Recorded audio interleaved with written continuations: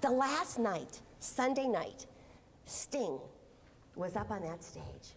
Now, I really didn't know much about Sting before, but that night, I fell in love. He was up there singing, that little haircut, he was so cute. Every breath I take. All the women were swooning, we were looking at Sting. All the guys were looking at their watch. I looked at my watch. Ooh, it was 6:30. I had to go. I kissed Mary goodbye, and I said goodbye to Sting, and I went back to the hotel and got my bags, and those Sunday night blues started to set in, you know? Ooh, I had too much fun, and I knew I was going back to work. I don't know if any of you feel that kind of stress on Sunday nights, and for you, it could be any night, because you're always working. Got in that cab and started worrying.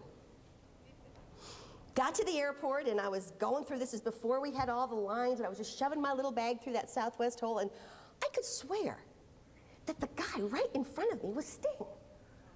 Now, oh, come on, how could that be Sting? I just saw him up on stage, but I don't know, I thought it was Sting. He is so small. If it was, he was like this little guy. So I'm thinking, okay, if this is Sting, if I say, are you Sting, he's not going to answer because he's a Zen, you know? He would not. He doesn't run around going, I'm Sting, I'm Sting. He's going to say nothing. So I'm pulling my bag through, and his ear is like so close to me. And I lean over and I say, Roxanne, you don't have to do. I don't know the words. And this guy looks up at me right in my face, and he goes, turn on the red light. It was Sting! Yes! So Sting and I are walking down the jetway together. Like, he's talking, I'm done. He's like blabbing to me the whole time. I don't know what he's saying. I am dying. I'm gonna faint. I don't know what he's saying. I don't know where I am. All I know is I have nothing for him to sign, and I have no camera. My moment is gone, you know? I don't know, and I wanted to grab his jacket, but that would be tacky, wouldn't it? So he's walking away, goes, hey, mate, there's your gate. And he kind of chins at my gate, and I'm going to my gate, and he's walking away. My moment is leaving me, right? And then I saw the airport full of people, just like in this room, and I got an idea, and I yelled, hey, Sting! Everybody looked. And I went, call me.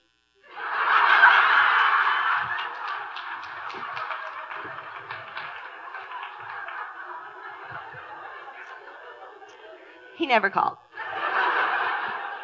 But you know what? I end most of my talks with this story because it's about taking a risk. And every time I do, one of you sees Sting on TV. Or you read something about Sting and you email me. And you write me and you say, I saw Sting, like I know him, right? And it connects me over and over and over again to audiences I've had for the past 5 years. How are you making the connection? How are you taking a risk? How are you living your life? Are you ready for change? Because it's waiting for you.